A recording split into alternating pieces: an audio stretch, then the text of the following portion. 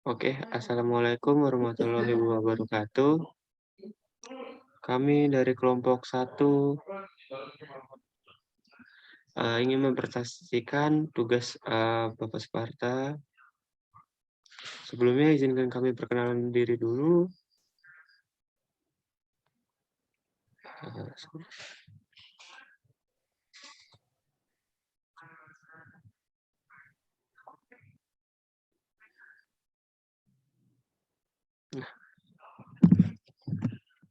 Sebelumnya izinkan kami perkenalan diri dulu. Nama saya Muhammad Rafi Tirtagiri dengan NIM 2019 12 11 038. Dan ada saudara saya yaitu Harley, boleh perkenalkan diri?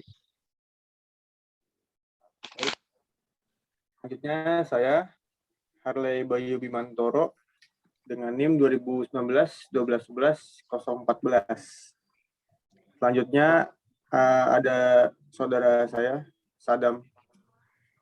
Baik, lanjutkan.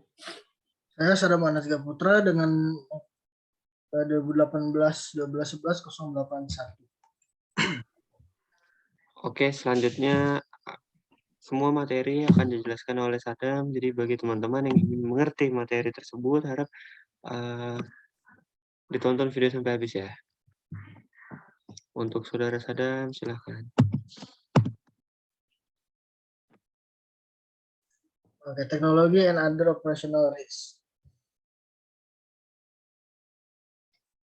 Ya, bab 7 hingga 16 berkonsentrasi pada risiko keuangan yang muncul seiring kinerja LK transformasi aset atau fungsi perantara mereka di dalam atau di luar neraca. Namun risiko keuangan hanyalah salah satu bagian dari profil risiko LK modern. Seperti biasa, perusahaan LK memiliki sisi nyata atau produksi untuk operasi mereka yang menghasilkan pengembalian dan risiko tambahan. Bab ini berfokus pada satu faktor-faktor memengaruhi pengembalian dan risiko operasional LK atau dengan penekanan pada teknologi. Lalu yang kedua pada pentingnya pengelolaan dan pengendalian yang optimal atas tenaga kerja, modal, dan sumber input lainnya dan biaya mereka. Secara khusus, maka yang dikelola dengan baik dapat menggunakan penghematan biaya operasional untuk meningkatkan keuntungan dan dengan demikian mengurangi kemungkinan kebangkrutan. Inti dari proses pengambilan keputusan LK adalah biaya input atau faktor yang digunakan untuk menghasilkan jasa, baik di dalam maupun di luar neraca. Dua faktor penting adalah tenaga kerja, teller, credit officer, dan modal gedung, mesin, furniture. Penting bagi manajemen yang efisien dan kombinasi input yang menghasilkan output finansial dengan biaya terendah. Inovasi teknologi telah menjadi perhatian utama LK dalam beberapa tahun terakhir. Sejak 1980-an, bank, perusahaan asuransi, dan investasi perusahaan telah berusaha untuk meningkatkan efisiensi operasional dengan investasi besar di komunikasi internal, eksternal, komputer, dan teknologi yang diperluas infrastruktur. Internet dan teknologi komunikasi seluler memiliki pengaruh besar dan layanan keuangan. Teknologi ini lebih dari sekedar saluran distribusi baru. Mereka adalah cara yang sama sekali berbeda dalam menyediakan layanan keuangan. Memang perusahaan jasa keuangan global seperti Citigroup beroperasi di lebih dari 100 negara, terhubung secara real-time oleh sistem satelit milik sendiri. Risiko operasional sebagian terkait dengan risiko teknologi dan dapat muncul ketika teknologi yang ada malfungsi atau sistem pendukung back office rusak. Selanjutnya, dukungan back office sistem menggabungkan tenaga kerja dan teknologi untuk memberikan izin penyelesaian dan lainnya. Layanan untuk mendukung transaksi di dalam dan di luar neraca yang mendasari LK. Next.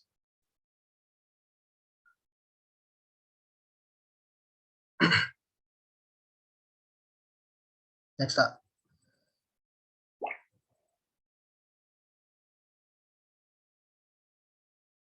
Nah, What are the resource of operational risk? Ya. Mengontrol dan mengurangi risiko operasional meningkatkan efisiensi operasi dari FI. Seperti yang terlihat pada bagian berikut, peningkatan efisiensi operasional mengarah pada peningkatan laba bersih, pengembalian aset, dan ukuran kuantitatif kinerja FI lainnya. Namun, seperti yang kita lihat di seluruh bab ini, risiko operasional jauh lebih sedikit, nyata dan seringkali sulit untuk diukur. Setidaknya ada 5 sumber risiko operasional. 1, teknologi, misalnya kegagalan teknologi dan sistem yang memburuk. 2, karyawan, misalnya kesalahan manusia dan penipuan internal. 3, hubungan pelanggan, misalnya perselisihan kontrak. 4, aset modal, misalnya kehancuran oleh api atau bencana lainnya. Yang kelima, eksternal, misalnya penipuan eksternal. Item 1 hingga 4 dapat dikontrol secara internal untuk FI, sedangkan item yang kelima adalah risiko yang eksternal, tipe kejadian yang relatif tidak dapat dikontrol oleh FI. Contoh yang baik dari risiko operasional internal itu item 2 adalah Bernie Madoff yang kehilangan 65 miliar dolar dana klien sebagai bagian dari skema Ponzi raksasa, penipuan terbesar yang pernah dilakukan oleh seorang individu.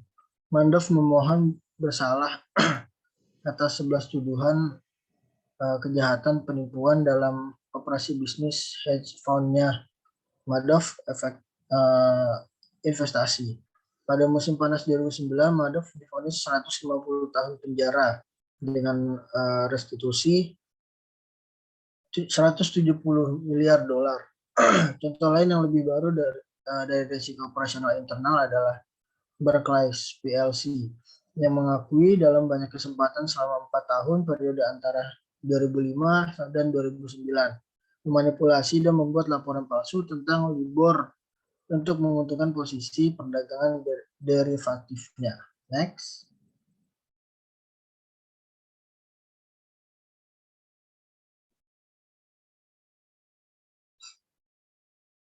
Next up. Nah, technological innovation and profitability. Semakin penting untuk profitabilitas dan risiko LK modern telah diterima. Teknologi didefinisikan secara luas. Teknologi mencakup komputer, sistem komunikasi visual dan audio, dan teknologi informasi atau TI. Dalam beberapa tahun terakhir, bank-bank Amerika Serikat sendiri telah menghabiskan lebih dari 50 miliar dolar per tahun untuk mengeluarkan pengeluaran terkait teknologi. Basis teknologi yang efisien untuk FI dapat menghasilkan menurunkan biaya dengan menggabungkan tenaga kerja dan modal dalam campuran yang lebih efisien. 2, peningkatan pendapatan dengan memungkinkan lebih banyak layanan keuangan produksi atau berinovasi dan dijual pada pelanggan. Pentingnya biaya operasional LK dan efisiensi penggunaan teknologi mempengaruhi biaya-biaya ini dengan jelas ditunjukkan oleh fungsi laba yang disederhanakan. Laba atau laba sebelum pajak atau pendapatan beban bunga.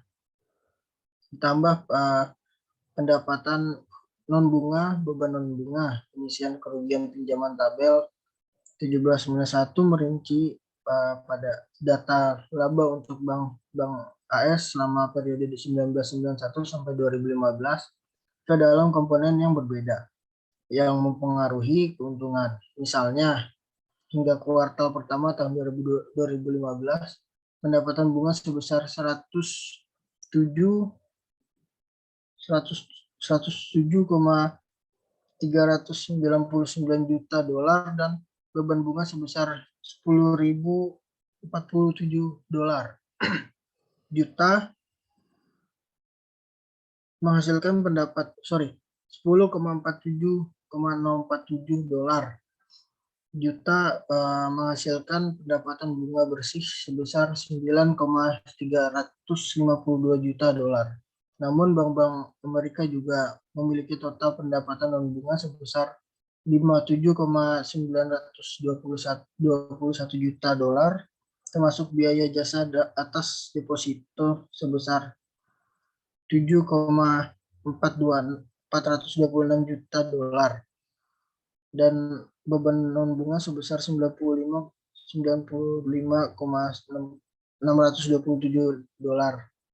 juta dolar, termasuk gaji dan tunjangan karyawan sebesar 46,433 juta dolar dan biaya bangunan dan peralatan sebesar 10,577 juta dolar. Dengan demikian, pendapatan non bunga bersih bank adalah 37,706 juta dolar setelah mempertimbangkan penyisihan kerugian pinjaman sebesar 7,426 juta dolar. Keuntungan sekuritas bersih yaitu 1,198 juta dolar, keuntungan luar biasa dan lainnya 22 juta dolar, dan pajak 16,331 juta dolar. Setelah pajak, laba bersih adalah 37,109 juta dolar. Menggarisbawahi pentingnya biaya operasi adalah fakta bahwa beban non bunga berjumlah 952% dari beban bunga dan laba bersih 2,5 kali lipat dalam 3 bulan pertama tahun 2015. Next.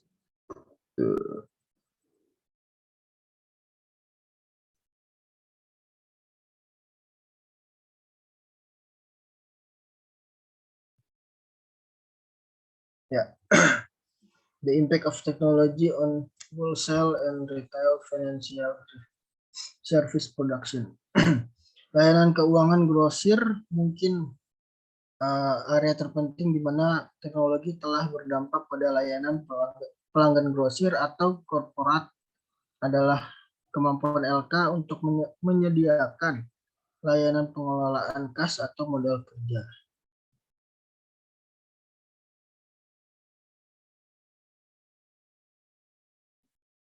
Layanan pengelolaan kas mencakup layanan yang dirancang untuk mengumpulkan, mencairkan, dan mentransfer dana secara lokal, regional, nasional, atau internasional, dan untuk memberikan informasi tentang lokasi dan status dana tersebut.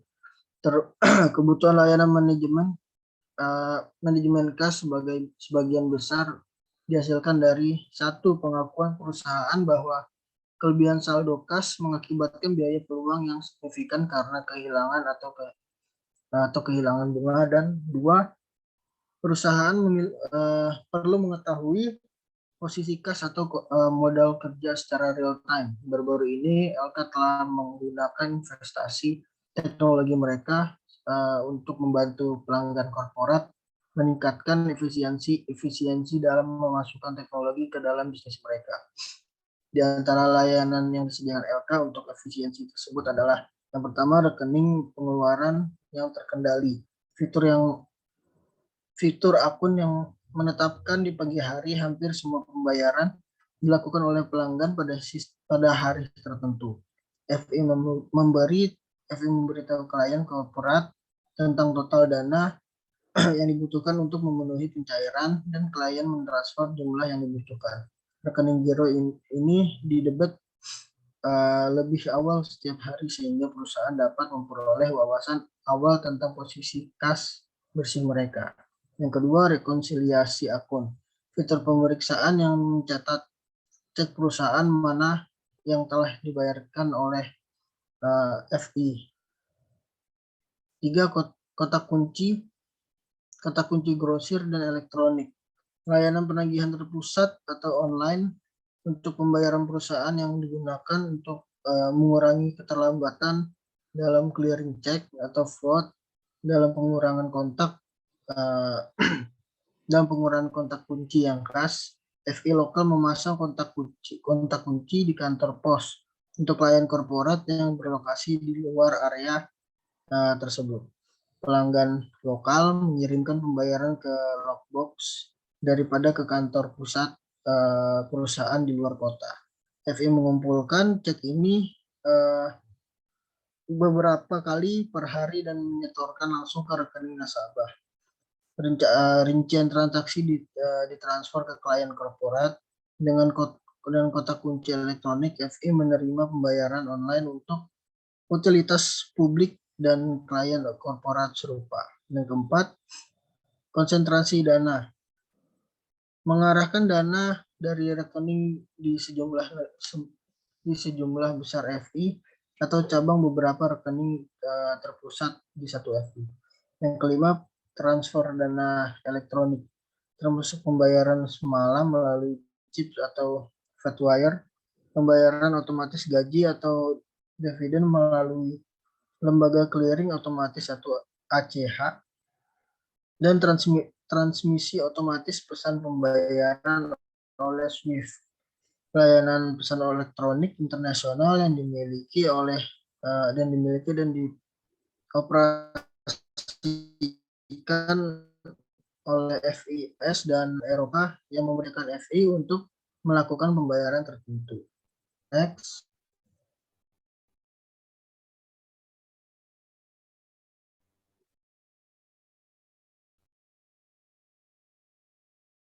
Ya. Yang keenam, layanan cek deposit. Pengkodean, pengesahan, pembuatan film mikro, dan penanganan cek pelanggan.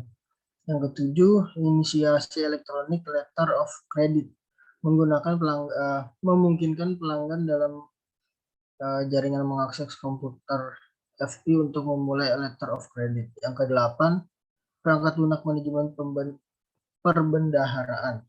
Kemungkinan pengelola yang efisien dari beberapa mata uang dan portofolio, keamanan untuk tujuan perdagangan dan investasi. Yang kesembilan, pertukaran data elektronik, pertukaran informasi terstruktur dari satu aplikasi komputer ke aplikasi komputer lainnya dengan cara elektronik dan dengan intervensi manusia yang minimal. Pertukaran data elektronik memungkinkan bisnis untuk mentransfer dan mentransaksikan faktur, pesanan pembelian, dan pemberitahuan pengiriman secara otomatis menggunakan LK sebagai lembaga clearing.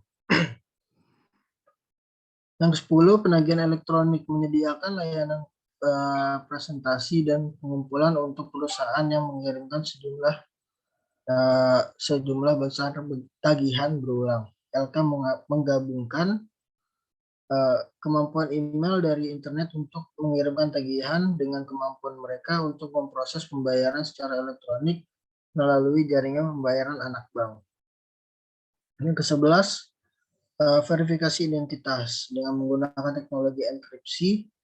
LK mengesahkan identitas pemegang rekening mereka sendiri dan berfungsi sebagai perantara di mana pelanggan bisnis mereka dapat memverifikasi identitas pemegang rekening di LK lain. Setelah serangan teroris 11 September 2001, beberapa legislator menyerukan pembatasan teknologi enkripsi kecuali mengizinkan penegakan hukum mengakses data yang dikodekan. 12, bantuan bagi usaha kecil yang memasuki e-commerce. Membantu perusahaan kecil dalam menyiapkan infrastruktur situs web interaktif dan kemampuan pembayaran untuk terlibat dalam e-niaga. Yang 13, teknologi menghadapi pelanggan online. Teknologi yang memungkinkan klien bisnis FI untuk menjangkau pelanggan mereka secara lebih individual dan efisien di seluruh saluran online, misalnya memberi pelanggan bisnis teknologi untuk memindai cek dan menyimpan gambar secara online, atau kemampuan untuk menyediakan aplikasi online dari seluler. Yang ke-14, komputasi awan, teknologi yang memungkinkan klien bisnis untuk masuk ke layanan berbasis web yang disediakan FI yang menampung semua perangkat lunak yang dibutuhkan klien bisnis, mulai dari email hingga pengolah kata hingga program analisis yang kompleks. 15, fasilitas e-commerce business to business. Beberapa LK telah mulai menawarkan perusahaan teknologi untuk perdagangan bisnis ke bisnis. LK pada dasarnya melakukan otomatisasi seluruh aliran informasi yang terkait dengan pengadaan dan distribusi barang dan jasa antar bisnis. Next.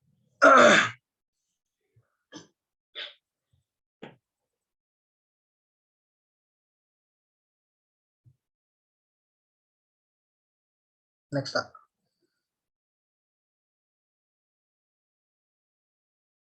Ya, bagian bagian sebelumnya menyajikan daftar ekstensif, namun sebagian dari produk atau layanan saat ini yang ditawarkan oleh LK yang dibangun di sekitar basis teknologi yang kuat dan semakin meningkat internet. Kemajuan teknologi memungkinkan LK untuk menawarkan produk tersebut kepada pelanggannya dan berpotensi untuk memperoleh keuntungan yang lebih tinggi. Namun investasi sumber daya dalam banyak produk beresiko.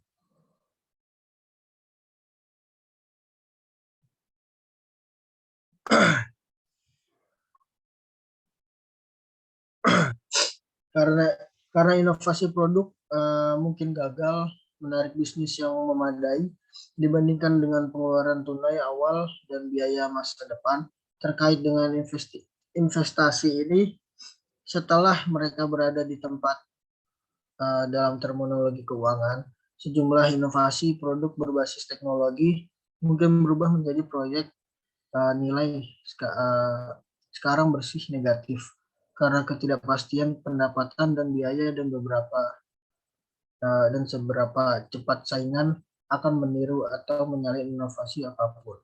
Faktor lainnya adalah konflik keagenan, di mana manajer melakukan investasi berorientasi pertumbuhan untuk meningkatkan ukuran LK. Investasi tersebut mungkin tidak konsisten dengan tujuan memaksimalkan nilai pemegang saham. Akibatnya, kerugian pada inovasi teknologi dan teknologi baru dapat melemahkan FI karena sumber daya modal yang langka diinvestasikan dalam produk yang menurunkan nilai. Teknik yang penganggaran modal standar dapat diterapkan pada inovasi teknologi dan produk FI baru. Misal, LO sama dengan pengeluaran modal awal untuk mengembangkan inovasi atau produk pada saat itu. ORI sama dengan pendapatan bersih yang diharapkan atau arus kas dari penjualan produk di tahun-tahun mendatang. I sama dengan 1, ND sama dengan tingkat diskonto FI yang mencerminkan biaya modal yang disesuaikan dengan risiko. Jadi proyek nilai sekarang bersih atau NPV negatif akan dihasilkan jika next.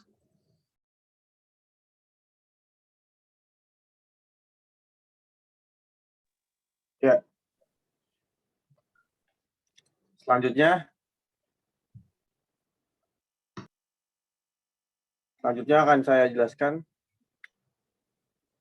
Slide ini menjelaskan tentang the effect of technology on revenue and cost. Saya akan melanjutkan dari tadi yang Sadam jelaskan.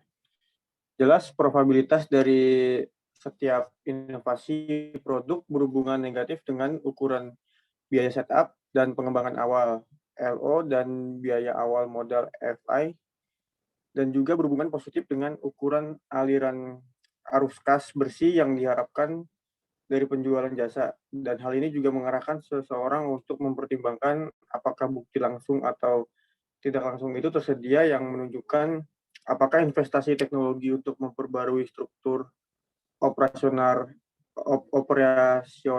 laporan keuangan telah meningkatkan pendapatan atau menurunkan biaya. Dan sebagian besar bukti langsung atau tidak langsung berkaitan dengan efek ukuran pada biaya operasi perusahaan keuangan. Memang laporan keuangan terbesarlah yang tampaknya paling banyak berinvestasi di bidang TI dan inovasi teknologi lainnya. Dan kami pertama-tama membahas bukti di sisi pendapatan produk dan kemudian membahas bukti di sisi biaya operasi.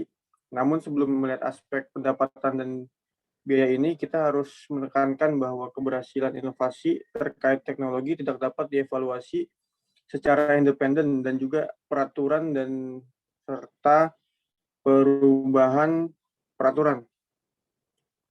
Dan sebagian besar pertumbuhan dan keberhasilan produk manajemen yang dijelaskan di atas bergantung pada tren dalam konsolidasi FI dan perbankan antara negara bagian tersebut. Dan secara historis, pembatasan kemampuan Bank Amerika Serikat untuk bercabang melintasi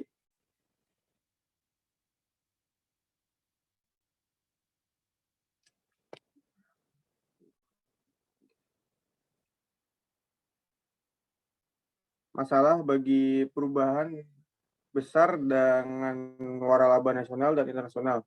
Dan perusahaan-perusahaan ini perlu mengkonsolidasikan dan memusatkan dana simpanan mereka untuk tujuan modal kerja.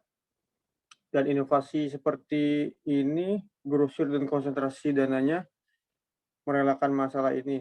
Dan juga lebih dari dan kebetulan bahwa layanan manajemen kas tidak menarik pelanggan di Eropa seperti yang mereka miliki di Amerika Serikat. Dan salah satu alasannya adalah bahwa di negara-negara Eropa, percabangan dan perbankan nasionalnya jauh lebih umum dan pembatasan perbankan antara daerahnya tidak ada. Dan pengenalan perbankan antara negara bagian ini pada tahun 1997 untuk bagian bank-bank di Amerika Serikat misalnya sebagai akibat dari merger bank-bank besar dan pengembangan sistem cabang nasional dan telah mengurangi permintaan untuk layanan semacam itu. Next.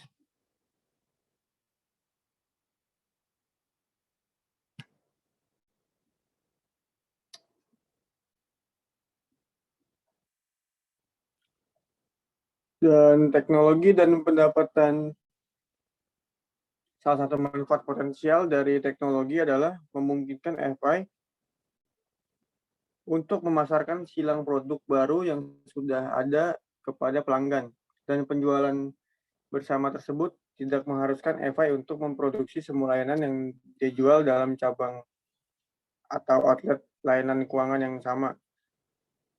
Akibatnya pendapatan bunga dan non bunganya itu per dolarnya asetnya meningkat dan labanya juga meningkat. Misalnya bank komersial dapat menjalin hubungan dengan perusahaan asuransi untuk bersama-sama memasarkan produk pinjaman seperti kartu kredit dan asuransi satu sama lain. Dan juga ada penggabungan Citicorp dengan Traveler Group untuk menciptakan Citigroup secara eksplisit yang dirancang untuk produk perbankan, asuransi, dan sekuritas lintas pasar yang lebih dari 100 negara. Namun, manajemen Citigroup itu mengakui setelah selesainya merger bahwa dibutuhkan 10 tahun atau lebih untuk mengintegrasikan sistem komputer ke tingkat yang lebih memadai untuk mencapai tujuan ini. Memang pada tahun 2005 itu Citigroup memutuskan untuk menjual divisi penjaminan asuransi jiwanya ke MetLife. Alasan yang dikutip untuk divestasi ini termasuk pendapatan dari peminjaman asuransi yang lebih musiman dan rentan terhadap bencana besar. Selain itu juga sulit untuk menjual asuransi jenis ini secara langsung kepada nasabah karena sebagian besar nasabah industri terbiasa membeli asuransi melalui perantara dan Citigroup masih banyak yang menjual semua bentuk asuransi dalam bentuk asuransi, tetapi tidak lagi dalam memproduksi, yaitu seperti menanggung asuransi dan teknologi. Dan meskipun ada investasi besar oleh bank, inovasi produk seperti kartu pos atau debit pada awalnya lambat untuk mendapatkan pasar yang cukup lebih besar di Amerika Serikat. Di sisi lain, perdagangan sekuritas elektronik, pembayaran tagihannya melalui internet dan juga penggunaan debit dan kreditnya yang telah diotorisasi sebelumnya, termasuk dengan sistem penggajian langsung, telah terbukti menjadi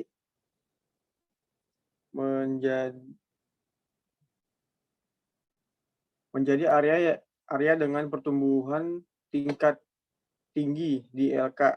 Dan terakhir, masalah kualitas dan kenyamanan layanan tidak bisa kita abaikan. Misalnya, sementara ATM dan perbankan internet berpotensi menurunkan biaya operasi yang menjawab kekhawatiran dan pertanyaan pelanggan secara fleksibel yang dapat membuat pelanggan retail menjauh dan kerugian pendapatan dapat melawan efek dari penghematan biaya apapun.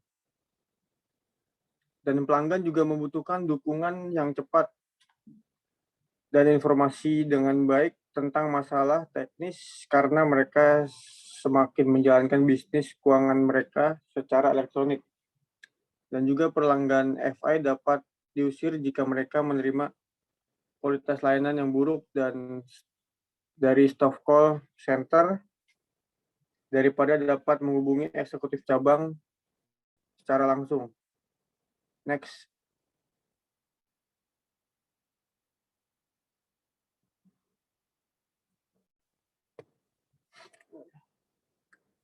Dan teknologi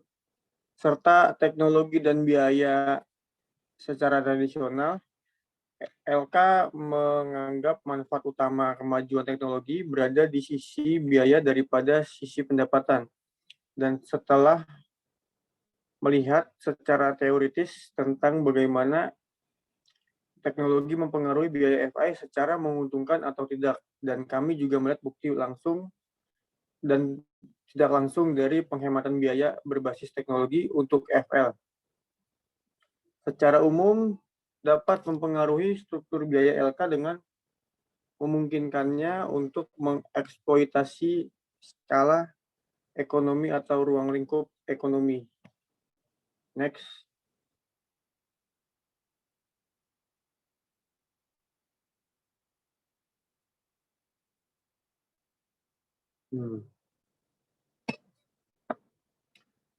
Selanjutnya, teknologi and the evolution of the payment system.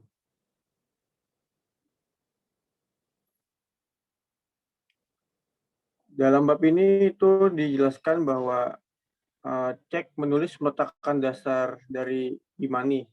Dan ketika cek itu ditulis dan diberikan kepada seseorang yang memiliki rekening bank yang berbeda. Dan bank ini juga tidak mentransfer mata uang. Namun sebaliknya, bank menggunakan transfer dana elektronik dan e-money menghilangkan perantara. Alih-alih meminta agar bank mentransfer dana dan penggunaan e-money mentransfer uang dari rekening banknya ke rekening penerima dana.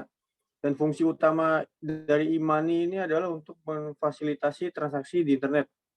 Banyak dari transaksi ini mungkin bernilai kecil dan tidak dapat menghemat biaya melalui media pembayaran lain, seperti kartu kredit. Selanjutnya, e-money juga mengglobalkan ekonomi karena uang dapat dimasukkan ke dalam dompet cyber dalam mata uang apapun yang kita inginkan. Dan pedagang dapat menerima jumlah dan mata uang berapapun yang dapat diubahnya ke mata uang lokal saat uang cyber diunggah ke rekening bank. Jika pengguna menginginkan e-money offline, yang diperlukan hanyalah teknologi smart card dan uang akan dimasukkan ke kartu pintar dan juga dompet elektronik yang digunakan untuk memindahkan uang ke kartu pintar tersebut. Dan pada intinya itu transfer e-money menggabungkan keunggulan metode transaksi lainnya. Mereka mirip dengan kartu debit atau kartu kredit, tetapi memungkinkan individu untuk melakukan transaksi secara langsung dengan satu sama lain. Seperti cek pribadi, mereka layak untuk transaksi yang sangat kecil, namun tidak seperti simpanan yang diasuransikan oleh pemerintah Amerika Serikat. Dan uang yang disimpan di dalam rekening dan kartu e-money tidak dilindungi oleh asuransi simpanan sampai batas tertentu. Dan Amerika Serikat juga baru mulai mengejar negara lain dalam penggunaan metode pembayaran elektronik ini. Sebagian alasannya melibatkan budaya dan tradisi Amerika Serikat. Contohnya cek sudah tua di Jerman atau sudah tidak berguna untuk beberapa waktu, tetapi di Amerika Serikat banyak orang yang masih lebih suka untuk menulis cek metode pembayaran elektronik secara ekstensif. Sementara penurunan kecepatan penutupan kesenjangan pembayaran elektronik ini sebagian besar akan bergantung pada dua faktor. Yang pertama, kecepatan berlanjutnya tren komoditasi dan perbankan otomatis, serta tingkat dan kecepatan inovasi teknologi, dan dua sistem transfer kawat yang mendominasi sistem pembayaran AS adalah Fedwire dan Clearinghouse Interbank Payment System atau CHIPS. Dan di antara mereka sendiri untuk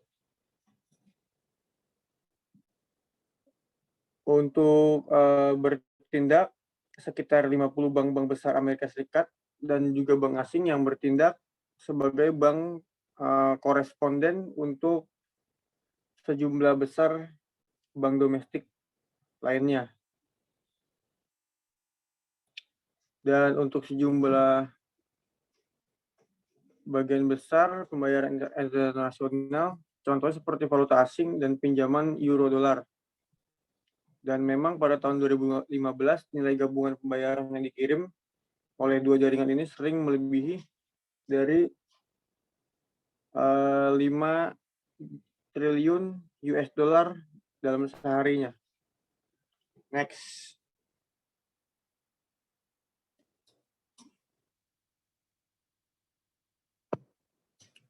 Dan Amerika Serikat itu bukan satu-satunya negara yang di mana sistem transfer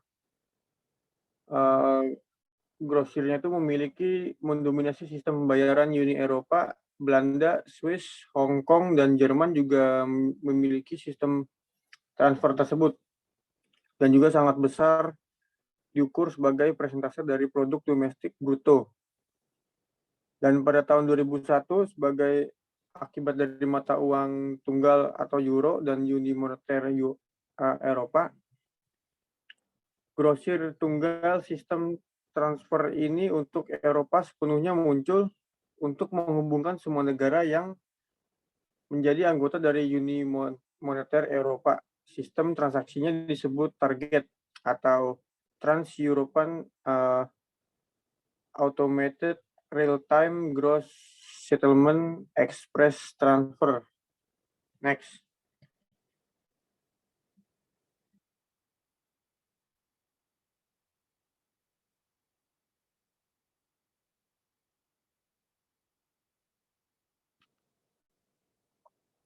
Selanjutnya, risk that rise in an electronic transfer payment system. Beberapa analisis dan regulator memandang penyelesaian atau risiko cerukan sebagai salah satu sumber potensi yang menyebabkan ketidakstabilan di pasar keuangan saat ini. Dan hal ini juga menunjukkan pola harian tipikal transfer pembayaran uang bersih dan sampai pesan pembayaran yang dikirim oleh debit yang akan dikurangi oleh pesan pembayaran yang akan diterima.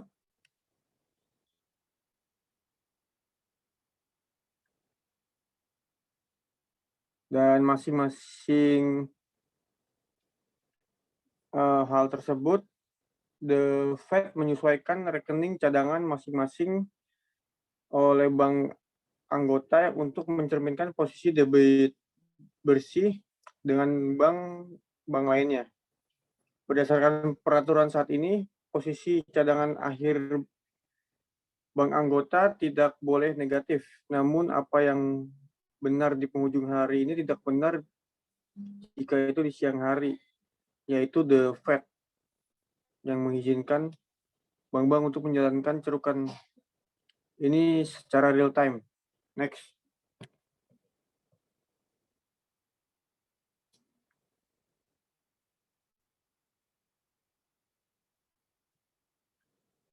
Akibatnya, Fed secara implisit meminjamkan bank dari cadangan hari, dan proses ini melibatkan dua faktor keseimbangan penting lainnya. Yang pertama, hingga tahun 1993, The Fed tidak membebankan suku bunga atau biaya eksplisit kepada bank untuk cerukan ini.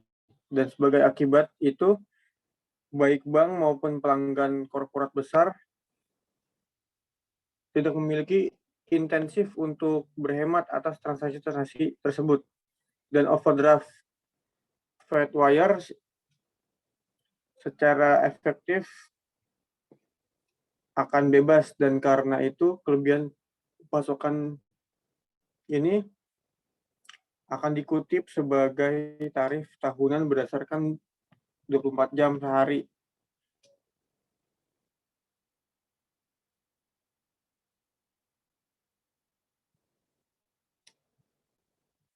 Next.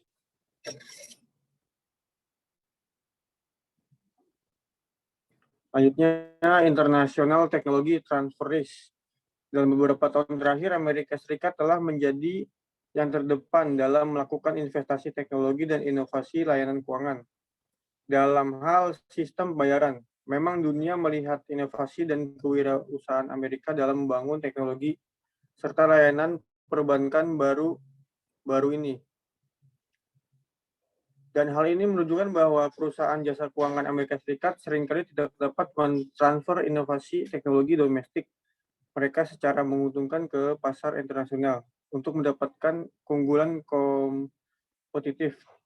Setidaknya dalam jangka pendek, sebaliknya, perusahaan jasa keuangan akan memasuki pasar Amerika Serikat dan mendapat akses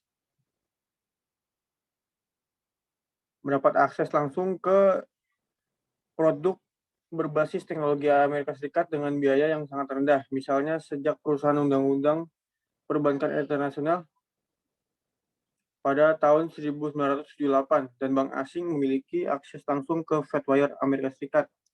Next.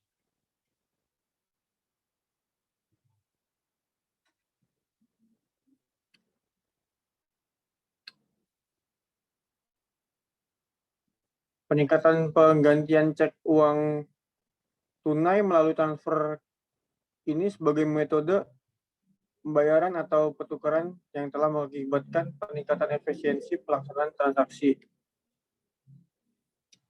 Dan selain itu, seperti yang telah dibahas sebelumnya dalam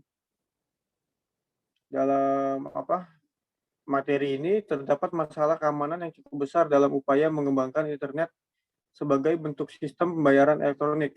Memang kejahatan dunia maya telah melampaui perdagangan obat-obatan terlarang dalam nilai dolar. Oleh karena itu, lembaga keuangan prihatin dengan detail kartu kredit atau kartu debit yang terbuka di internet.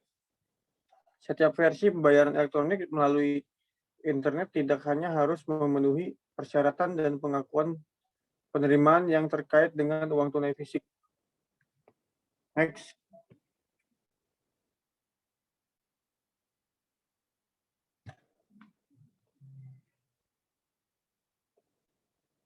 Tapi juga memberikan tingkat keamanan yang sama tingginya dengan dituntutnya dari pembayaran tunai yang tidak dapat dijamin oleh internet itu sendiri. Dan Kantor Pengawas Keuangan Mata Uang atau OCC juga mengklasifikasikan Ring sebagai lembaga bermasalah karena gagal memperketat kontrol pencucian uangnya meskipun ada perintah dari OCC untuk melakukannya. Dan regulatornya juga melakukan penyelidikan jalur kedua, apakah Rings melanggar undang-undang penyimpanan catatan, dan kenali pelanggan Anda dalam transaksi dengan pelanggan asing. Next.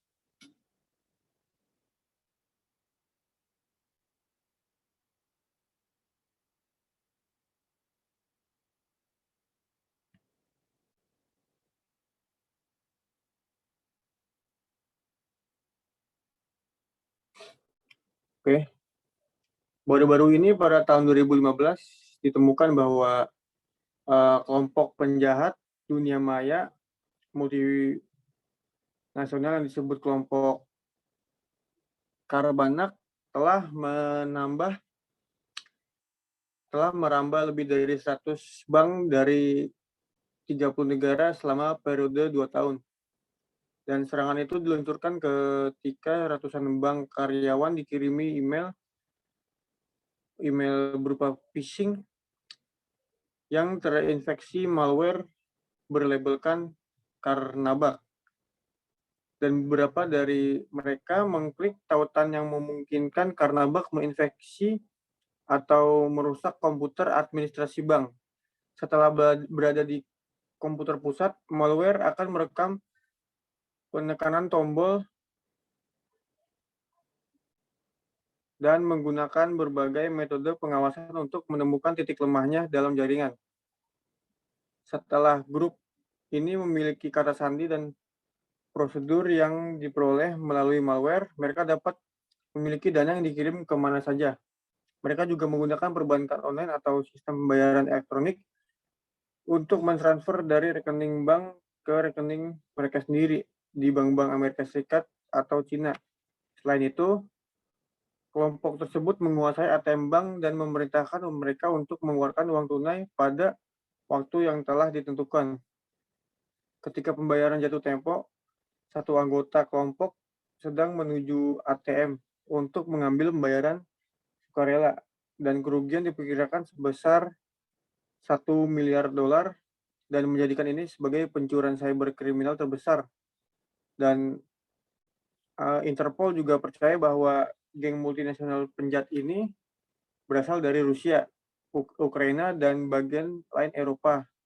Serta Cina juga akan bertanggung jawab, tapi sampai saat ini belum ada individu yang bertanggung jawab. Next.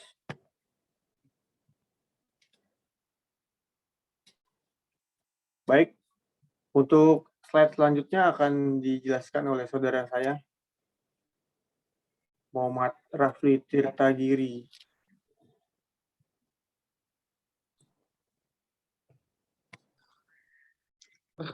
Oke.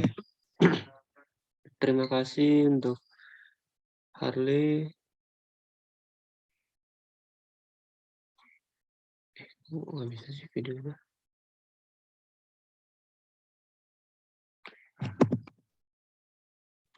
Oke, di masa depan lebih banyak sumber daya bank dan peraturan harus dihabiskan untuk pengawasan dan pemantauan karyawan serta untuk pengembangan kode masuk yang aman dan tidak dapat dipecahkan ke rekening transfer kawat, terutama seperti yang telah dilakukan sejumlah negara melewati undang-undang privasi data.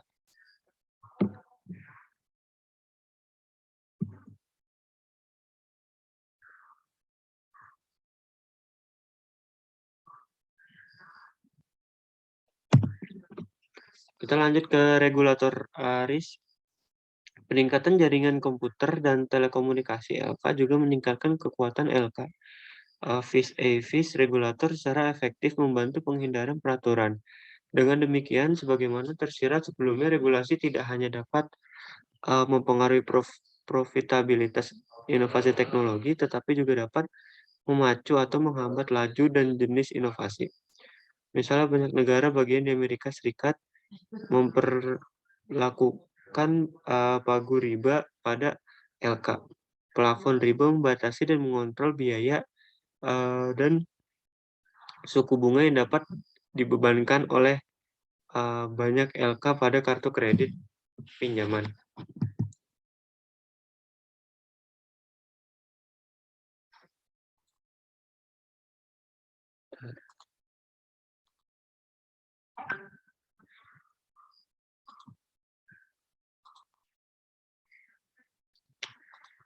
Bisa.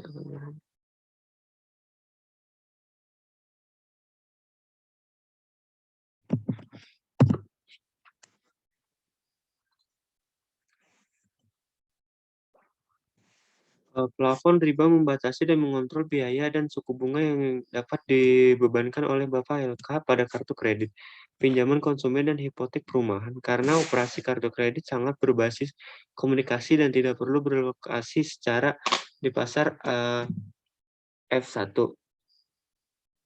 Dua negara bagian yang sekarang sudah bisnis pasar kartu kredit adalah South Dakota dan Delaware.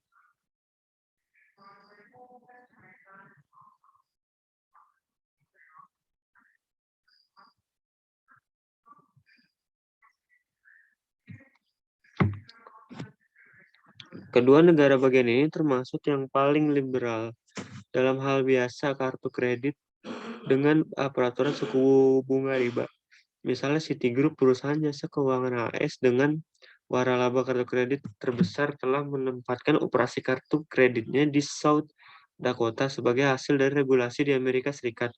Perbankan ini kepulauan Cayman yang relatif tidak diatur telah mengalami pertumbuhan yang cukup besar. 500 atau lebih LK yang berlokasi di sana melakukan sebagian besar bisnis mereka melalui jaringan telekomunikasi publik dan swasta. Alasan utama pertumbuhan perbankan Kepulauan Cayman adalah keinginan bank-bank besar AS untuk menghindari atau mengurangi biaya persyaratan cadangan berbunga rendah Federal Reserve. Banyak yang mengaitkan popularitasnya saat ini dengan transaksi uang rahasia terkait narkoba atau kejahatan. Penggunaan jaringan telekomunikasi dan peningkatan teknologi telah mengubah, mungkin tidak dapat diubah, keseimbangan kekuatan antara F1 nasional besar dapat pemerintah baik lokal maupun nasional mendukung. Yang pertama, pergeseran kekuasaan seperti ini dapat menciptakan insentif bagi negara-negara yang menurunkan peraturan mereka untuk menarik pendatang, yaitu pergeseran dapat meningkatkan insentif untuk diregulasi kompetitif. Tren ini mungkin berpotensi mengganggu stabilitas pasar dalam layanan keuangan dengan regulator terlemah menarik lebih banyak pendatang.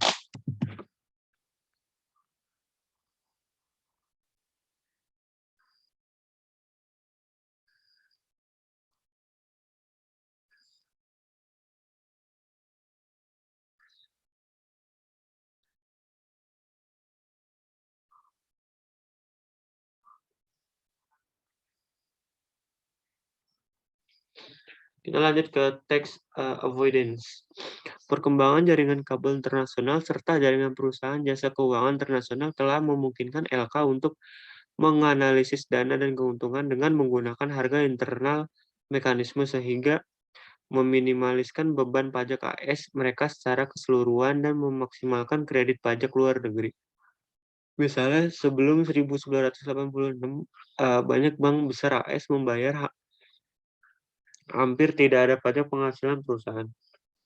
Meskipun laba dilaporkan besar, dengan cepat memindahkan laba dan dana di berbagai rezim pajak. Hal ini menimbulkan keprihatinan kebijakan publik yang cukup besar dan adalah alasan utama yang mendasari reformasi pajak 1986 di Amerika Serikat. Reformasi ini memperlakukan tarif pajak penghasilan badan minimum 20% pada bank-bank AS dan terbatas kemampuan mereka untuk menggunakan kredit pajak luar negeri untuk mengimbangi beban pajak pendapatan domestik mereka. Pada tahun 2014, sekitar 3 tahun setelah jaksa federal di Virginia mendakwa 8 dari karyawan bank Credit Suisse Group mengaku bersalah atas tuduhan berkontribusi untuk membantu penghindaran pajak dengan skema yang berlangsung selama beberapa dekade. Sebagai bagian dari permohonan Bank Swiss mengakui berkooperasi untuk membantu penghindaran pajak dan setuju untuk membayar 2,6 miliar dolar.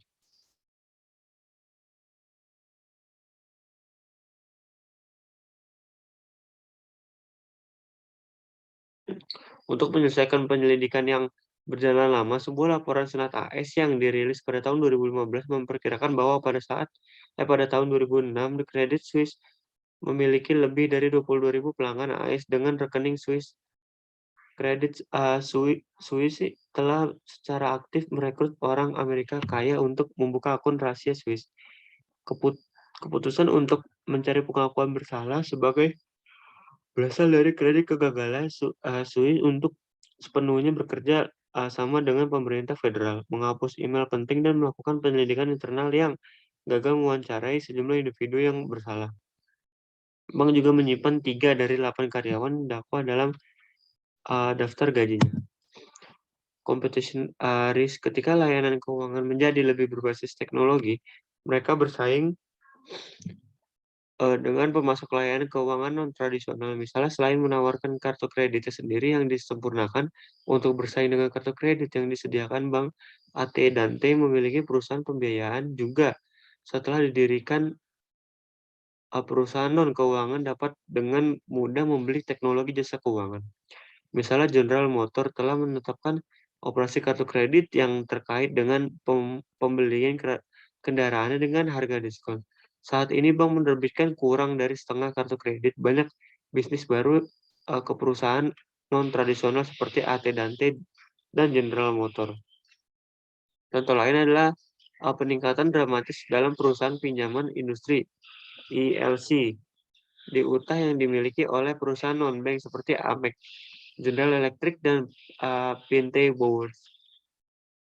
Memberi pinjaman kepada perusahaan berkualitas rendah dengan suku bunga yang tinggi yang dihindari oleh bank simpanan. ILC ini diasuransikan oleh FDIC, namun ILC tidak diatur oleh Federal Reserve maupun kantor pengawasan keuangan mata uang.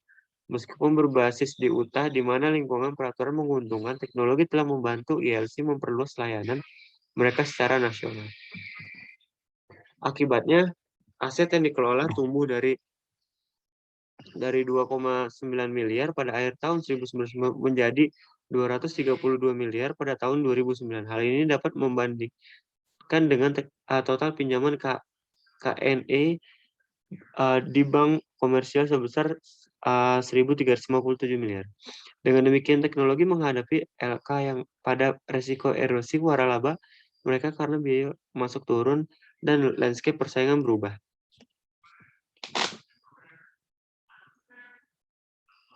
Next.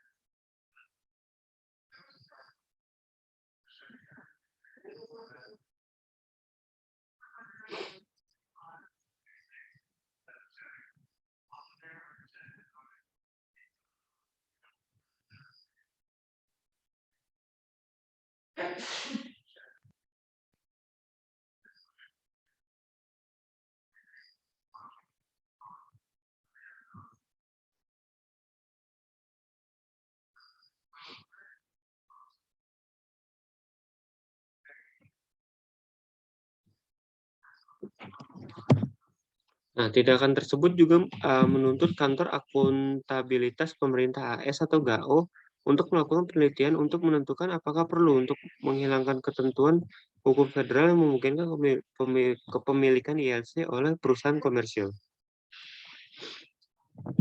Moratorium berakhir sesuai jadwal pada Juli 2013. Sejak itu tidak ada aplikasi piagam ILC baru yang diajukan. Dan beberapa aplikasi yang tertunda sebelumnya Momentum belum disetujui oleh FDIC. GAO merilis laporan pada Januari 2012 dan tidak merekomendasi Kongres mencabut ketentuan hukum federal yang mengizinkan kepemilikan ILC oleh perusahaan komersial. Selanjutnya, laporan tersebut menemukan bahwa ILC telah menurunkan jumlahnya sejak tahun 2006. Dan dalam ukuran 212,7 miliar menjadi 102,4 miliar. Untuk summary ini, bab ini menganalisis sisi biaya operasi kegiatan LK. Termasuk efeknya pertumbuhan inovasi berbasis teknologi. Dampak teknologi adalah yang pertama diperiksa secara terpisah untuk layanan grosir dan eceran sebelum analisis disajikan tentang dampaknya terhadap biaya dan pendapatan. Investasi berbasis teknologi dapat berpotensi menghasilkan inovasi produk baru dan biaya yang lebih rendah. Tetapi bukti untuk menghemat biaya seperti itu beragam. Selain itu, resiko baru dan berbeda tampaknya telah diciptakan oleh teknologi modern. Ini termasuk resiko penyelesaian atau cerukan siang hari, resiko transfer teknologi internasional, resiko kejahatan atau penipuan, resiko penghindaran peraturan, resiko penghindaran pajak, dan resiko persaingan. Namun demikian, meskipun bab berfokus pada biaya dan manfaat teknologi FI, masalah yang lebih mendasar mungkin biaya manfaat teknologi, tetapi kebutuhan untuk berinvestasi dalam teknologi untuk bertahan sebagai FI layanan lengkap modern.